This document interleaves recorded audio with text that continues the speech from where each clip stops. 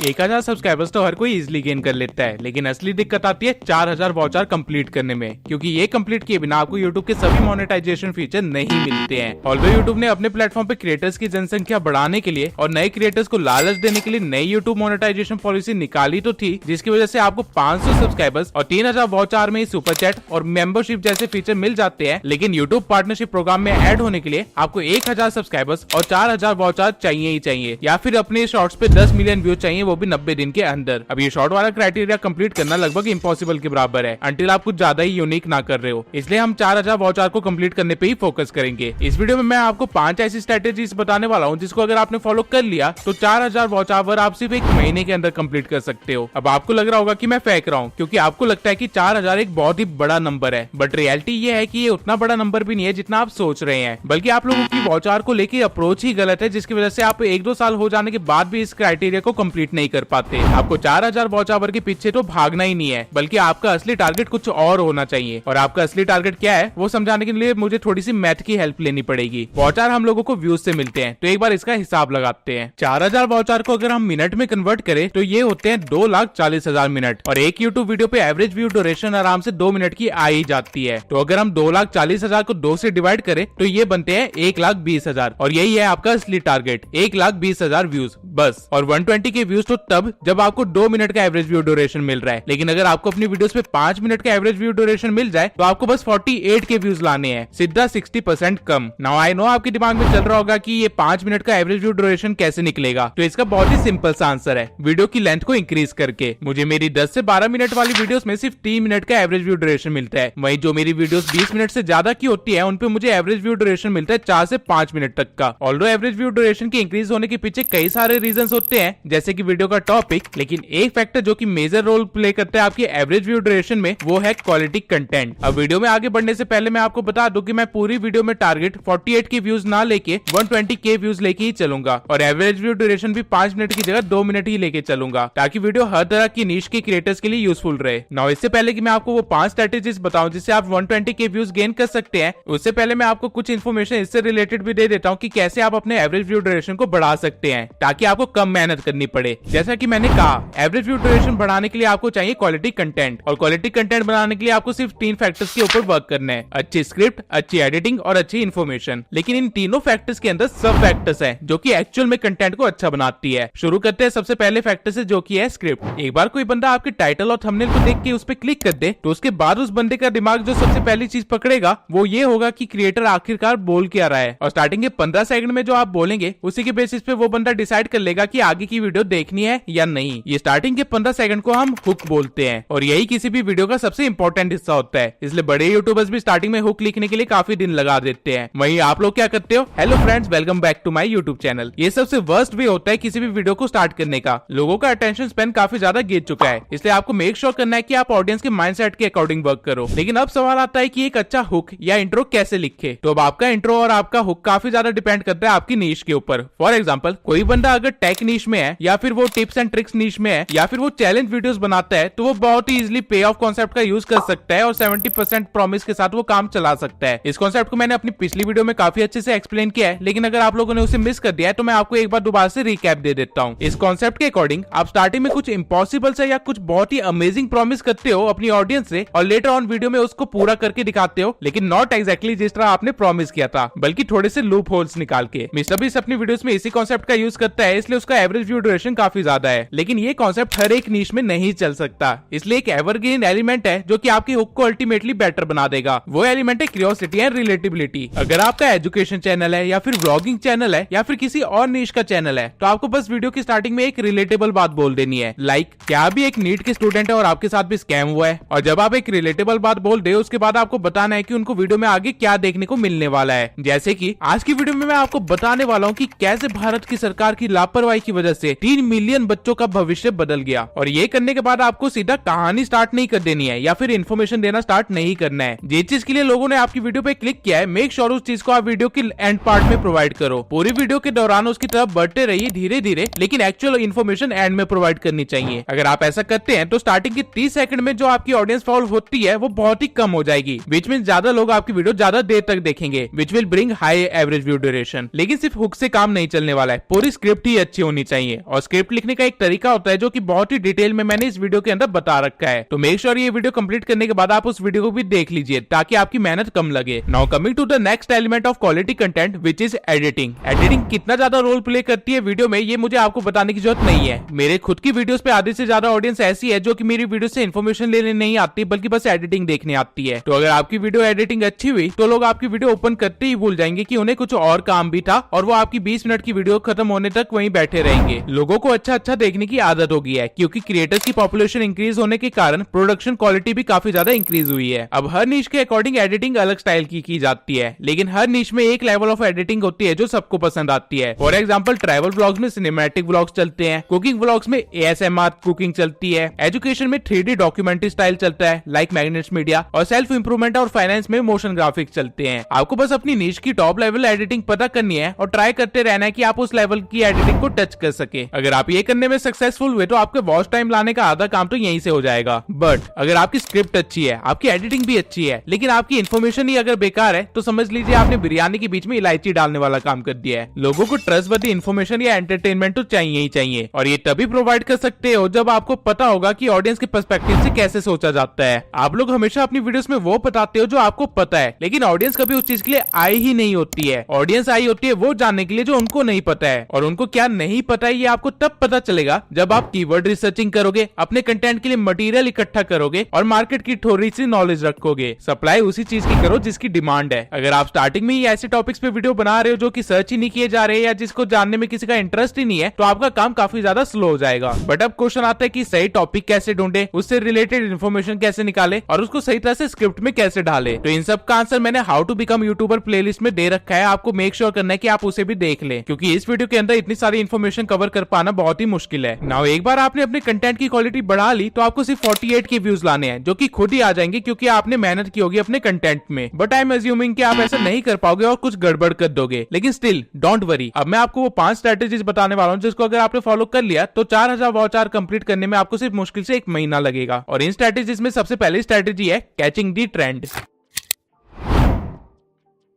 देखिए, आपके चैनल की वॉच आवर कंप्लीट ना होने के पीछे बहुत ही सिंपल सा रीजन है, व्यूज ना आना। और व्यूज लाने का एक बहुत ही सिंपल सा तरीका है ट्रेंड को पकड़ना। अब ट्रेंड को पकड़ने के भी 2 तरीके होते हैं जो कि आपकी नीश पे डिपेंड करेगा। अगर आप किसी ऐसी नीश में है जो कि ट्रेंडिंग न्यूज या फिर वायरल मीम या फिर किसी कंट्रोवर्सी के ऊपर कंटेंट बना सकता है बिना अपने नीश को ब्रेक किए, तो आपके तो मजे ही मजे हैं। कुछ ऐसी नीशेस जो ये काम कर सकती है वो है roasting channels, education channels, vlog channels या रिएक्शन चैनल्स। आप लोगों के लिए काम बहुत ही ज्यादा आसान है। लेकिन अगर आप किसी और नीश में हो जैसे कि मेरी नीश, तो आपको दूसरा तरीका आजमाना पड़ेगा जो कि है ट्रेंड जैकिंग। आपको अपनी नीश से रिलेटेड टॉपिक वीडियो या फिर बंदे से रिलेटेड वीडियो बनाना स्टार्ट कर देना चाहिए, जैसा कि मैंने किया था डिकोडिंग वाईटी, एल्ग्रो और डूबराटी के ऊपर वीडियो बनाकर। आप अगर जल्द से जल्द वॉच टाइम कंप्लीट करना चाहते हैं तो बेस्ट यही होगा कि आप वो प्रोवाइड कीजिए जो ऑडियंस देखना चाहती है। हो सकता है आपके पास खुद का कंटेंट हो जो कि बहुत ही ज्यादा यूनिक हो और आपको पूरा कॉन्फिडेंस हो कि वो वर्क करेगा, लेकिन वो चीज कहीं ना कहीं हमेशा एक्सपेरिमेंटल ही रहेगी। क्योंकि जब आप एक नया चैनल स्टार्ट करते हो तो यूट्यूब मिनिमम 3 महीने तो लेता ही है आपको सही तरह से इंप्रेशन देने के लिए और आपकी एक्चुअल टारगेट ऑडियंस को पकड़ने के लिए। लेकिन यूट्यूब का ये प्रोसेस फास्ट करवाया जा सकता है अगर आप सीधा ट्रेंड को ही पकड़ लो। तो आपको बस 20 से 24 वीडियोस बनानी है ट्रेंडिंग टॉपिक के ऊपर या ट्रेंडिंग बंदे से रिलेटेड और आपका काम हो जाएगा। और जरूरी भी नहीं है कि ये वीडियोस कोई बहुत ही ज्यादा हाई क्वालिटी वीडियोस हो। लेकिन आई नो अब आपके दिमाग में ये क्वेश्चन आ रहा होगा कि ये 20-24 वाला नंबर आया कहां से, तो चिंता मत कीजिए, मैं अभी समझा देता हूँ। अगर आपने किसी ट्रेंडिंग टॉपिक पे सही एसईओ और थंबनेल के साथ वीडियो अपलोड करी है तो आपको मिनिमम 5000 व्यूज तो आएंगे ही। डजंट मैटर कि वीडियो के अंदर इन्फॉर्मेशन कैसी है, आपको बस ध्यान रखना है कि वीडियो 10 मिनट के आसपास की हो। नाउ अगर आपको 120 के व्यूज चाहिए और आपको हर वीडियो पे 5 के व्यूज आ रहे हैं तो 20 से 24 वीडियो में आपका काम हो जाएगा। और ये 20 वीडियोस का नंबर मैं सिर्फ थियोरेटिकली दे रहा हूँ। असल में अगर आपने 10 से 15 वीडियो की भी कंसिस्टेंसी मेंटेन कर ली, वो भी पहले महीने में, तो उनमें से एक वीडियो फॉर श्योर 5000 से ज्यादा व्यूज लेके ही आएगी और वो चीज आपकी प्रोसेस को एक्सेलरेट कर देगी। अब मैं वैसे तो हमेशा अपनी वीडियोस में क्वालिटी पे फोकस करने के लिए कहता हूँ, बट अगर आपको फास्ट रिजल्ट चाहिए तो इस बार मैं आपको क्वालिटी की जगह क्वांटिटी के साथ खेलने के लिए कहूंगा। लेकिन हाँ, अगर आपके अंदर 3 महीने का पेशेंस है तो अगेन मैं सेम चीज कहूंगा कि क्वालिटी के ऊपर वर्क कीजिए, आपको 3 महीने के अंदर गारंटेड सक्सेस मिलेगी। नाउ ये तो था एक तरीका महीने भर के अंदर 4000 वॉच आवर कंप्लीट करने का। अब दूसरे तरीके पे आते हैं जो कि है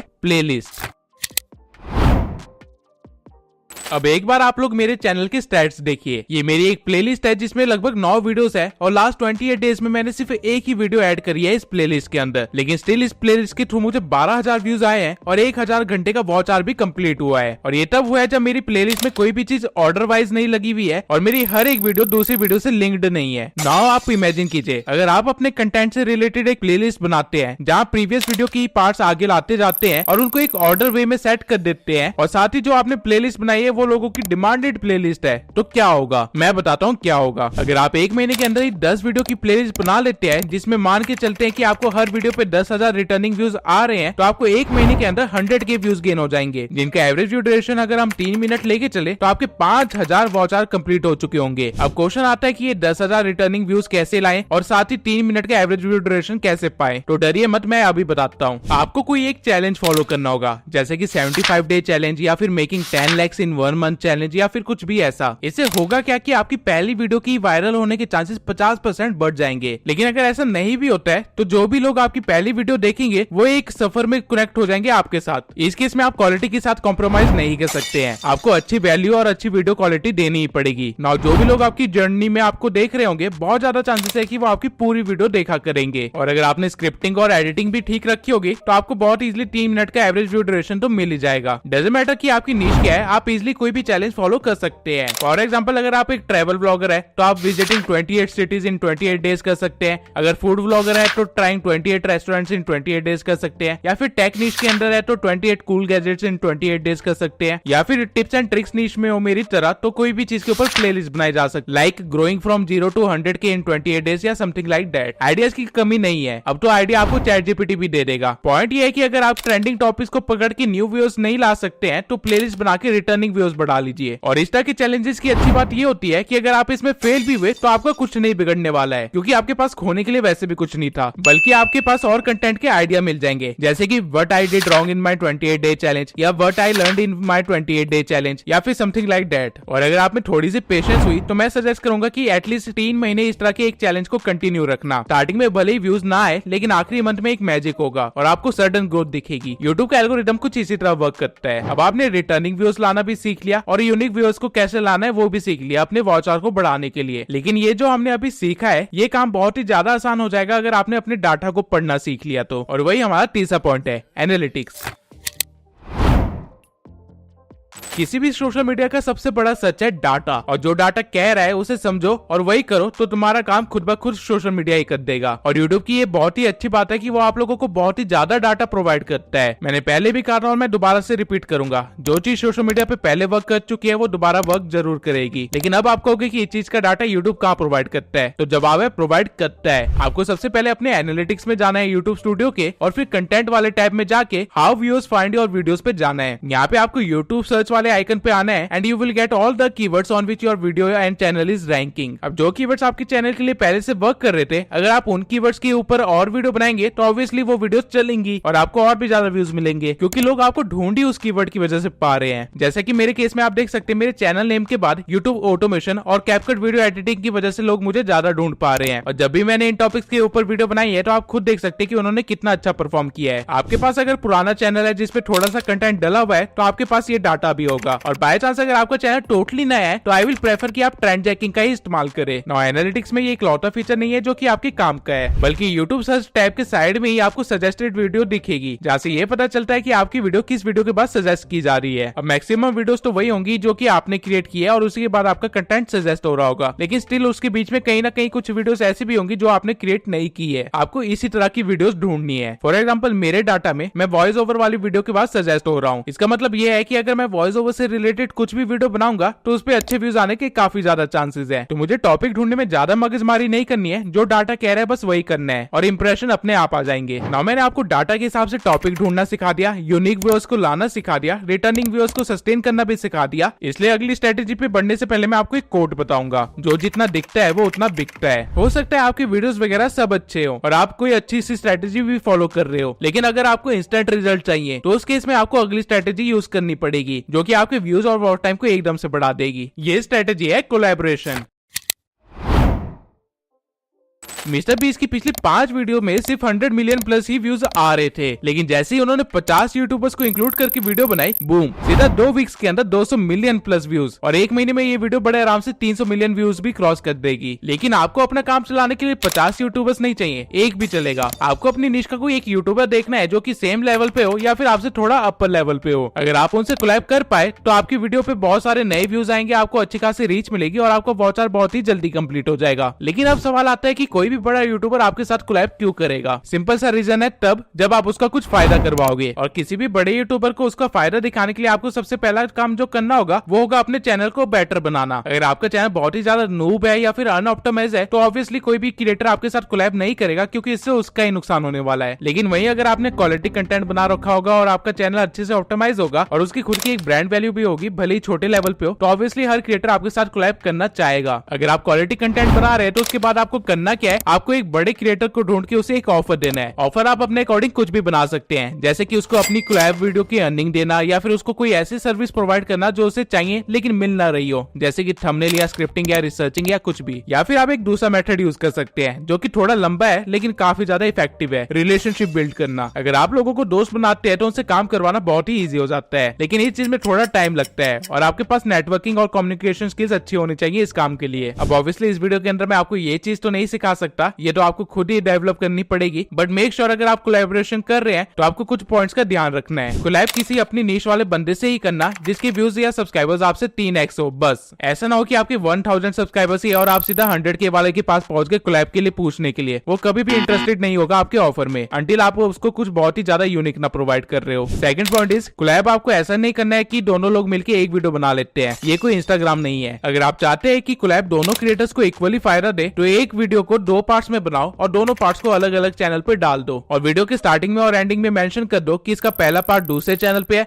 और इसका दूसरा पार्ट दूसरे चैनल पे है। ऐसे दोनों लोगों को नई ऑडियंस मिलेगी और व्यूअर्स भी मिलेंगे। तीसरा पॉइंट है कि अगर आपने रिलेशन बना लेते हो किसी भी बड़े यूट्यूबर के साथ तो उसको किसी भी कोलैब के लिए फोर्स मत करना। ऐसा करके आप सिर्फ अपना रिलेशन खराब करोगे। लॉन्ग टर्म में ये रिलेशनशिप आपको काफी ज्यादा फायदा दे सकती है, तो स्टार्टिंग में उसे खराब मत कर लेना। और चौथा पॉइंट है जो कि सबसे इंपॉर्टेंट पॉइंट भी है, जब आप कोलैब कर रहे हो तो आपको ग्राफ में एकदम से एक स्पाइक दिखाई देगा जो कि एकदम से फिर नीचे भी गिरेगा अगर आपने अपनी क्वालिटी और कंसिस्टेंसी मेंटेन नहीं करी होगी तो मेक श्योर अगर आपने कोलैब किया है तो उसके बाद आपको कंसिस्टेंट तो रहना ही पड़ेगा, साथ में आपकी क्वालिटी भी अच्छी होनी चाहिए जो आपने कोलैब वाली वीडियो में प्रोवाइड करी थी। हल्का सा क्वालिटी में चूक आपके चैनल को डेड भी करवा सकता है। नाउ कोलैब करने से आपका काम रातों रात तो बन सकता है, लेकिन आप अगर दूसरे पे डिपेंड नहीं होना चाहते हैं तो हमारे पास एक लास्ट मेथड भी है वॉच आवर बढ़ाने का।